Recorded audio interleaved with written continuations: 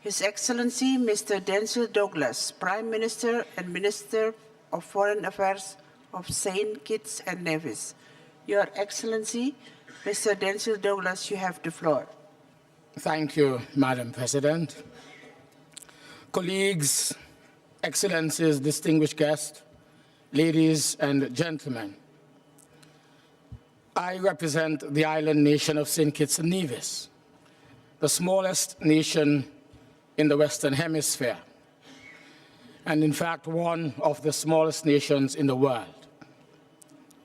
Landmass differentials notwithstanding, all nations do crave stability. All nations crave the knowledge that their respective fates are, by and large, in their own hands. And all nations crave consequential insulation from the irresponsible practices of other nations. While all nations expect at one time or another to deal with the vicissitudes of the marketplace, and while all nations have reconciled themselves to the prospects of occasional social unrest or competing geostrategic allegiances, it is truly beyond the realm of normalcy for any nation to have to grapple with floods and famine, grappling with hurricanes and refugee flows, dramatically altered rainfall, stunted agricultural production, and in some cases, even the disappearance of one's entire landmass due to the excessive greenhouse gas emissions of other nations. It is these abnormal challenges and the abnormalities in prevailing global climatic conditions that bring us here today. And it is the urgent need for normalcy or some reasonable variation thereof that must propel our deliberations and our negotiations here in Copenhagen as well. The economic burdens that global warming imposes on island nations like mine are quite considerable.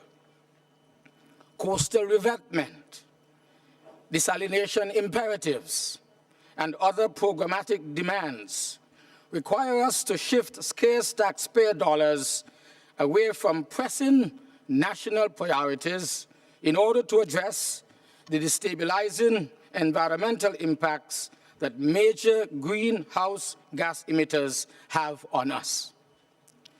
And these economic burdens speak powerfully to the need for the major greenhouse gas emitters to step forward as a matter of justice and equity to underwrite the technology transfer, adaptation, and mitigation measures now required in nations like mine as a result of practices in nations like theirs.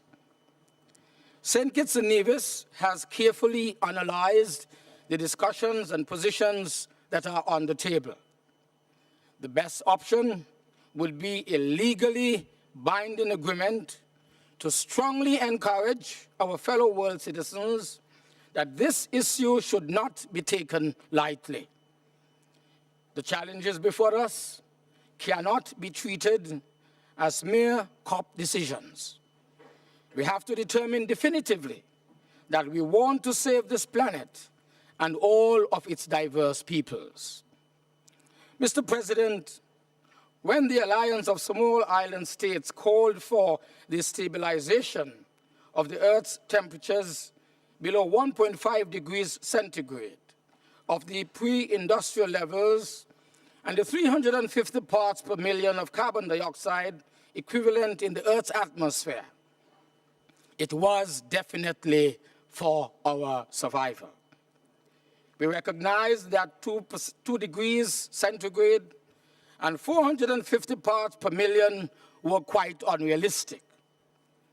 I am here today to state categorically that we have rapidly run out of options, and so compromise is no longer an option. On that note, and with reference to the proposed US $10 billion Fast Start funds, recent resource allocation trends are instructive. some 35% of all GEF4 resource allocation, for example, was allocated to just 3 countries, to the complete exclusion of small island states like mine. Dramatic improvements in both access as well as equity for small island states must therefore now be made a priority. Indeed, I urge not only an earmark for small island states of at least 10% of overall allocations, but the participation of small island developing states in the decision-making processes governing the allocation of these same funds. On the subject of inclusion, Mr. President, the government of St. Kitts and Nevis, it does strongly urge that Taiwan might be afforded the opportunity to participate in global mechanism, negotiations, and other activities that are aimed at carbon emission reduction. That country's continued exclusion could, after all, result in a carbon leakage to the entire global mechanism. Mr. President, my country negotiates as part of the Alliance of Small Island States and the Group of 77 and China.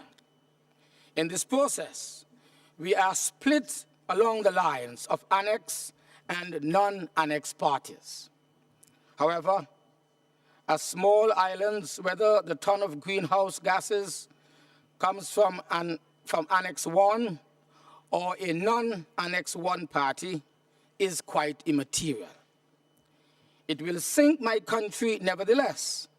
And so these deliberations in Copenhagen are of utmost urgency to us. My country, it believes in the concept of common but differentiated responsibility. We believe that we should all identify our respective responsibilities and follow through with the requisite action. And this should all be recorded. The consequences of either action or inaction on our part will be quite enormous. Let us act with discernment. Let us recognize the multifaceted repercussions of these deliberations over these historic few days. And let us act with dispatch and a sense of discipline in defense of the entire planet. I thank you.